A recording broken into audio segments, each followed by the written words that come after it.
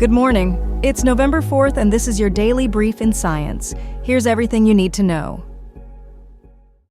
A new observational study links physical activity in older adults to slower cognitive decline and reduced brain tau buildup, with the strongest benefits seen around 5,000 to 7,500 steps per day. The study investigates how daily activity relates to brain health, noting that participants who walk more may show less tau accumulation and better cognition, even when early Alzheimer's indicators are kept constant. Researchers point to several possible mechanisms: engaging cognitive processes during walking, improvements in cardiovascular health, and the release of blood-borne growth and protective factors. They intend to analyze how changes in activity over time affect cognition, and plan to use wearables to capture detailed data on exercise intensity and duration to fine-tune recommendations.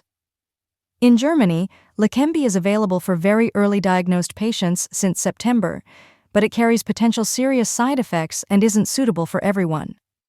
The study is observational and cannot prove causation, though it supports prior clinical trials and reinforces lifestyle factors as protective brain health strategies. Step counts were measured only at baseline and could be influenced by education, health, or lifestyle, limiting causal conclusions.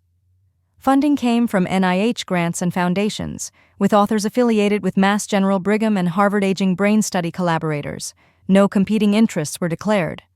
Reverse causation cannot be ruled out, and randomized trials are needed to establish causality. Some researchers acknowledge reverse causality concerns, but argue that the lack of baseline cognitive association and other observations support a protective effect from exercise. Mindful, solitary walks are mentioned as potentially aiding emotional processing and a calmer mindset that could improve task performance. Experts say findings are not definitive and emphasize the need for randomized trials to separate exercise effects from confounding factors. However, the results align with a broader view that regular physical activity has wide health benefits and may contribute to brain resilience in aging. A glacier on an underwater plain can surge from stability to rapid collapse in days, redefining how fast Antarctic ice can retreat. Victoria Glacier sits on a flat bedrock ice plain below sea level. Its floating phase began when thinning brought it to flotation, triggering a surge of calving. The region's multiple grounding lines and the ice plain topography allowed the ice to go afloat, exposing it to ocean forces that opened crevasses from both the bottom and top. In the year 2022, coastal sea ice vanished, removing support for the glacier and setting off a cascade of calving and rapid thinning not seen at this speed before. The study presents two possible interpretations depending on context: an extreme end-member scenario or a broader risk recipe. There is ongoing scientific debate about the precise grounding of Victoria due to differing satellite interpretations, with some contesting a buoyancy-driven collapse explanation. High-frequency, multi-source satellite data captured about 2.5 kilometers of ice loss in 2 days, a rate sparse imaging would miss. The team emphasizes that combining multiple satellite datasets fills time gaps and reveals rapid changes that single sources may overlook. The findings broaden understanding of grounding line dynamics and floating ice, pointing to potential acceleration of sea level rise if similar processes occur elsewhere. Experts say the discovery raises the bar for how quickly Antarctic glaciers can retreat and highlights ongoing uncertainties in projecting future sea level rise. Recognizing ice plain topographies across Antarctica could improve forecasts of rapid retreats and help monitor vulnerable glaciers for future sea level impact. Findings may help identify other tidewater glaciers with similar topography that could undergo rapid retreat, informing sea level rise projections and monitoring priorities.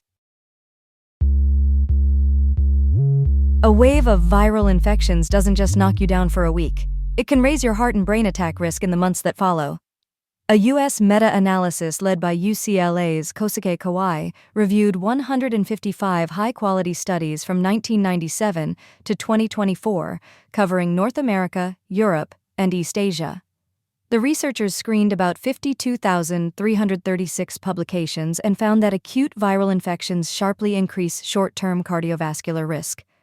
Influenza raises heart attack risk about 4-fold and stroke risk about 5-fold in the first month after infection. COVID-19 is linked to roughly a threefold rise in heart attack and stroke risk over the following 14 weeks, with some elevated risk potentially lasting up to a year. Beyond the short term, chronic viral infections, especially HIV and hepatitis C, are associated with higher long-term cardiovascular risk. HIV is linked to about 60% higher heart attack risk and 45% higher stroke risk. Hepatitis C about 27% higher heart attack risk and 23% higher stroke risk. Shingles adds additional excess risk in some analyses. The strongest associations were observed for influenza and SARS-CoV-2, while results for other viruses like herpes simplex, hepatitis A, HPV, dengue, and chikungunya are less clear and require more research. The study notes that most prior work focused on a single infection rather than multiple infections. The proposed mechanism involves the body's immune response to infection-triggering inflammation and increased blood coagulability. These effects can persist after the acute illness and elevate cardiovascular risk. Public health takeaways emphasize vaccination and preventive measures, including prior evidence that flu vaccination lowers serious cardiovascular events by about 34%. The authors stress rapid recognition and treatment of stroke symptoms, aligning with Germany's health data and routine sources like the RK1. The article frames these findings as educational rather than personal medical advice, highlighting cardiovascular disease as the leading cause of death globally and in the U.S. Key sources include the JAHA Systematic Review and Meta-Analysis, a JAMA Network Open Study on influenza vaccination and cardiovascular risk, and CDC mortality data. The study's limitations include reliance on observational data, potential confounders, and the need for more research on high-risk groups and other viruses. Overall, the findings indicate influenza and other viruses remain concerns for heart health, especially for people with pre-existing conditions, underscoring ongoing vaccination and infection prevention efforts. A new approach targets the tumor from within, restoring its own immune signaling to spark an attack against cancer. Researchers at Mass General Brigham deliver CJAS messenger RNA into cancer cells using lipid nanoparticles, reactivating the CJAS-STING pathway to spur anti-tumor immunity. The tumor intrinsic strategy triggers interferon production and activates macrophages and dendritic cells, which then prime T cells to attack the cancer. The work, led by Dr. Natalie Artsy, brings together molecular biology, immunology, nanotechnology, and oncology to translate the concept into preclinical models. The study used a mouse melanoma model and was published in the Proceedings of the National Academy of Sciences in the year 2025. In mice, a single treatment slowed tumor growth, and combining this approach with additional therapies produced the strongest anti-tumor effect. The paper and related materials are available via Mass General Brigham and PNAS pages, with the PNAS D0110.1073/PNAS.24095566122. The research team's approach blends biology, immunology, nanotech, and oncology to move from concept to preclinical validation. The publication details are titled Restoration of CJAS in Tumor Cells Promoting Anti-Tumor Immunity via Transfer of Tumor Cell-Generated cGAMP in the Tumor Microenvironment. The study builds on understanding tumor immune evasion and aims to counteract it by leveraging the tumor's own signaling machinery.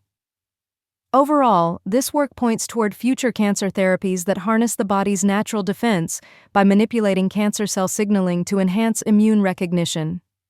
Next steps include developing systemic delivery options and testing combinations with DNA-damaging chemotherapy or radiotherapy to boost cJAMP production and CJAS-STING signaling. Researchers plan to refine systemic delivery to reach non-accessible or metastatic tumors and to explore combining with chemo or radiotherapy for greater efficacy.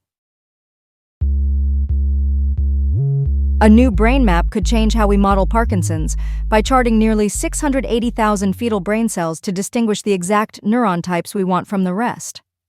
Now, the science side delivers a two-step brainstem framework that defines a high-resolution midbrain project and a multi-tier atlas to guide lab-grown neurons toward true human biology. The study, published in Science Advances on October 31, 2025, is titled Brainstem: A single-cell multi-resolution fetal brain atlas reveals transcriptomic fidelity of human midbrain cultures.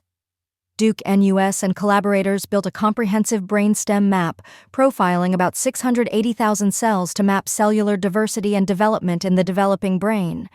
The atlas identifies both targeted midbrain dopaminergic neurons and off-target populations produced by various differentiation methods.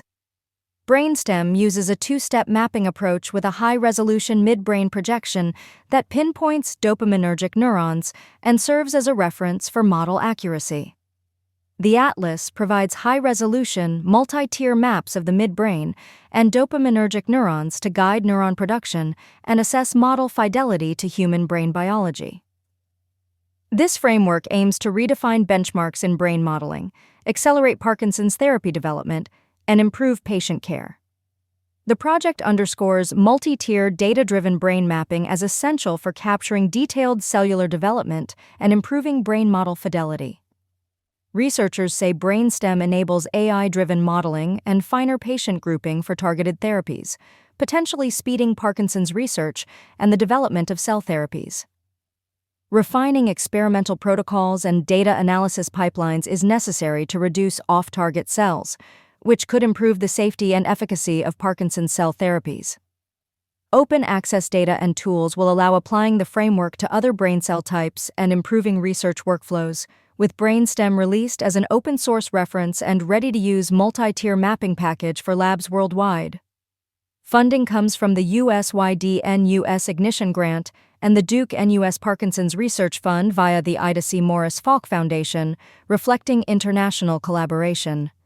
Lead authors emphasize precision in single-cell mapping to advance targeted neurodegenerative therapies, including Dr. Hilary To, Dr. John Ouyang, and Assistant Professor Alfred Sun. The atlas aims to help identify and reduce off-target cell types from lab methods, underscoring the need to improve cultivation techniques and data analysis for purer dopaminergic neuron production. In the Parkinson's disease context, faithful generation of midbrain dopaminergic neurons is crucial for potential treatments. This has been your daily brief in science. To read more about these stories, follow the links in the episode bio. You can also subscribe to these updates via email at www.brief.news. For more daily podcasts about the topics you love, visit brief.news/podcasts. Tune in tomorrow. We'll be back with everything you need to know.